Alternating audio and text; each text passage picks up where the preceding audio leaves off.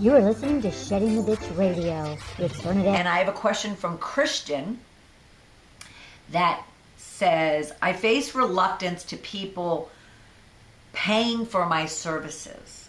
So a little bit of some background. This is from Mosaic Hub. Christian posed this question. And he was basically kind of providing us backstory that he wants to start a consulting practice coming out of corporate. He actually used the phrase, I have a decent background in corporate consulting. And he now wants to go out on his own, and he wants to, be paid for his consulting services. And yet he's coming up against reluctance to people paying for his services. What does he do? So here's some tough love, Christian. And this is how I responded to him as well. Is one, when he used the phrase, I have somewhat or pretty good corporate consulting background, I basically slapped his hand verbally or online that basically said, well, certainly that type of terminology, that type of communication, that type of belief in himself is not going to get people to pay what consultants are traditionally paid. He can certainly probably get something, but it won't be what he's worth or valued. So one, he has to kind of change his belief system and his own translation of what his expertise and what his experience is. Because if he even starts conveying that online to even individuals, experts like myself, then that's setting an immediate perception to me. I certainly would question hiring him. And therefore, other companies, other businesses, other individuals may also hesitate or not even consider hiring him. All right, so that's one important thing I need to all of you to understand is if you want to go out on your own and you have an expertise or you're going to learn that expertise and you have something to give, something to share, something to sell of value, then you need to believe in it and own it in order to then appropriately position it and get the value that you want. Again, he can certainly get something for what it is that he has to offer, but it will be minuscule compared to if he truly believed that he's an expert, that he has a great deal of value and a great deal of expertise to give and to share, then his value would go up. All right? He's going to be working really hard with the belief system he has currently. He has to get out of that belief system and really own what it is that he is an expert at.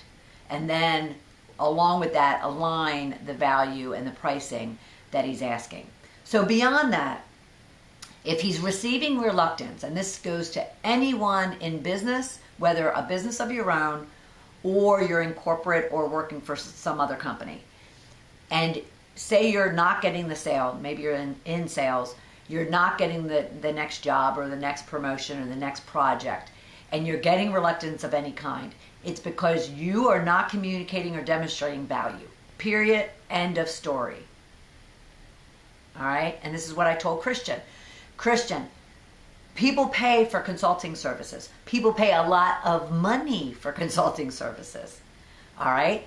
And therefore, you need to look at what it is that you're offering, how you're positioning and offering it, as we just previously said, and then what pricing are you at? Is it fair to market value? Is it fair to your worth? Is it fair to what you're going to deliver, what you're going to over-deliver to your customer? I have been very open and honest with individuals that I am not the least or maybe even the average consulting/coaching rate. I tend to be on the higher end.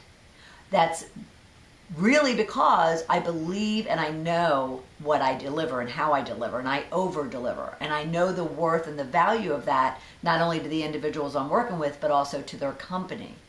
So I price myself accordingly and value myself accordingly. So anyone reluctant to hiring you or paying you for your services is because they're not hearing, seeing, or believing in the value that you have to offer, and or you haven't proved it. Maybe you've worked with someone, you didn't deliver, and now you're asking for another gig with them, or you're now going on and moving on to another project, but you didn't even properly deliver the previous project. So your price is now being challenged.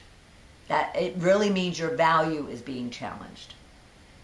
So forgo the excuse and the belief system of the fact that no one will pay for your consulting services or for consulting services. They are paying for consulting services. Now you have to figure out, why is it that they're resisting your consulting services or your prices? And if you can look at both of those things and really understand how you're delivering, what it is you're delivering, and what the value of that delivery is, then you can price it and position it and communicate it appropriately, and you will find the clients. Now, of course, you have to go out and find the clients, but that's a whole different question. Your question was really around reluctance from people to pay for consulting services.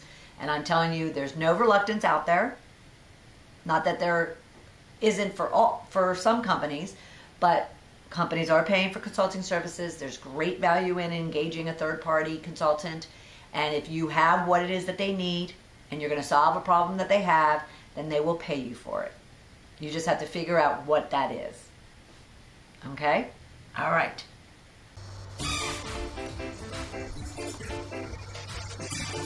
You are listening to Shedding the Ditch Radio with Bernadette.